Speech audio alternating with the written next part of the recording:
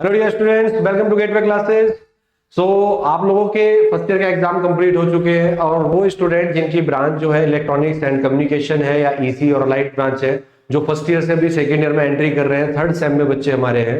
ठीक है, तो थर्ड सेम में बेटा आपका एक सब्जेक्ट चलता है जिसका नाम है डिजिटल सिस्टम एंड डिजाइन। ठीक है, डिजिटल सिस्टम डिजाइन के नाम से एक सब्जेक्ट आपको पढ़ना है जो मैं आपको पढ़ाऊंगा गेटवे क्लासेस पर। ठीक है, और इस सब्जेक्ट के सिलेबस को हमें डिस्कस करना है आज। तो एक बार मैं आपको बता देता हूं कि आपका जो बैच रहेगा उड़ान बैच के नाम से आपको मिल जाएगा। दो तरीके से आप बैच ले सकते हैं, थर्ड सेम और फोर्थ सेम दोनों को कंबाइंड तौर पे भी ले सकते हैं।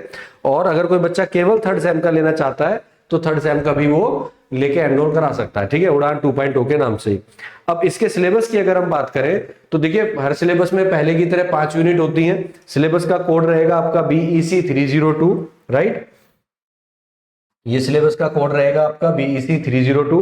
और फर्स्ट यूनिट जो रहेगी बेसिक फंडामेंटल यूनिट होती है, logic simplification and combination logic design, जिसमें आप नंबर सिस्टम पढ़ेंगे, नंबर सिस्टम के कन्वर्जन पढ़ेंगे, binary, decimal, hexadecimal, grey code, BCD code, ये सब कोड्स के बारे में आप पढ़ेंगे, उनका कन्वर्जन आपस में पढ़ेंगे। उसके अलावा फिर आप पढ़ेंगे बुलियन अलजेब्रा और डी मॉर्गन थ्योरम कि बुलियन अलजेब्रा से कैसे हम सॉल्व करते हैं। ठीक है, लॉजिक्स को, लॉजिक ऑपरेशंस कैसे इंप्लीमेंट करते हैं, SOP POS फॉर्म्स क्या होती हैं, कैनोनिकल फॉर्म्स क्या होती हैं। इसके अलावा कार्नोट मैप आपको पढ़ना है, जिसको हम के मैप भी बोलते हैं, और ये अप टू 5 वेरिएबल होगा। टेबुलेशन मेथड आपको इसमें पढ़ना होगा।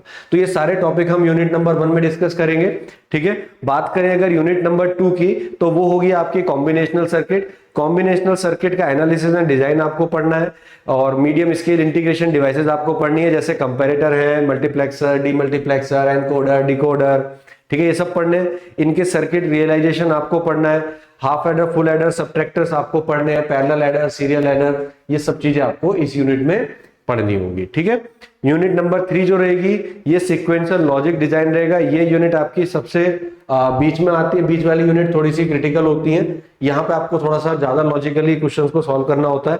तो इसमें बिल्डिंग ब्लॉक आ जाएंगे, जिसमें फ्लिप फ्लॉप्स आ जाएंगे, आपके सारे फ्लिप फ्लॉप, चाहे SR फ्लिप फ्लॉप हो, JK flip flop, T flip flop, D flip flop. ठीक है, और उनकी एप्लीकेशंस आ जाएंगी, फ्लिप फ्लॉप को एक से दूसरे में कैसे कन्वर्जन करना है वो आपका आ जाएगा। ठीक है, उसके अलावा फिर आपके रिपल्स एंड सिंक्रोनस काउंटर आ जाएंगे, different type of counters, ring counters, Johnson counter, shift registers क्या होते हैं, सीसो, पीसो, ये सब क्या होते हैं, ये सब आपको पढ़ना है। यूनिवर्सल शिफ्ट रजिस्टर, FSM आपको पढ़ना है, फाइनाइट स्टेट मशीन। ठीक है, इसके अंदर आपको क्या क्या पढ़ना है, मिले मूरे डायग्राम पढ़ना है, स्टेट डायग्राम्स पढ़ने हैं। ये सारी चीजें आप इसमें यूनिट में पढ़ने वाले हो। तो यूनिट नंबर 3 थोड़ी सी आपकी कॉम्प्लिकेटेड रहती है और बड़ी भी है।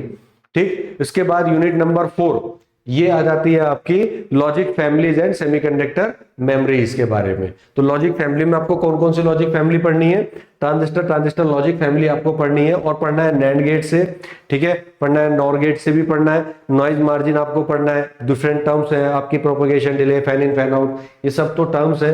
ठीक है, ट्राई स्टेट TTL आपको पढ़ना है, ECL फैमिली पढ़नी है, CMOS फैमिली पढ़नी है। ठीक है, इन सब की इंटरफेसिंग पढ़नी है।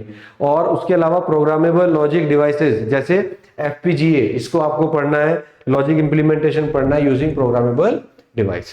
तो ये यूनिट आपकी दिखने में छोटी है, लेकिन छोटी नहीं है, बहुत सारी चीजें हैं इसमें। और यूनिट नंबर 5 जो है आपकी, ये आसान यूनिट है, थ्योरेटिकल यूनिट है।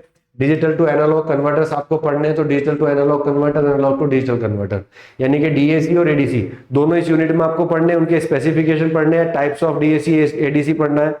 ADC के टाइप्स होते हैं different, dual scope, dual slope, successive approximation, counting type, flash type, ETC। ये आपके 5वीं यूनिट रहेगी।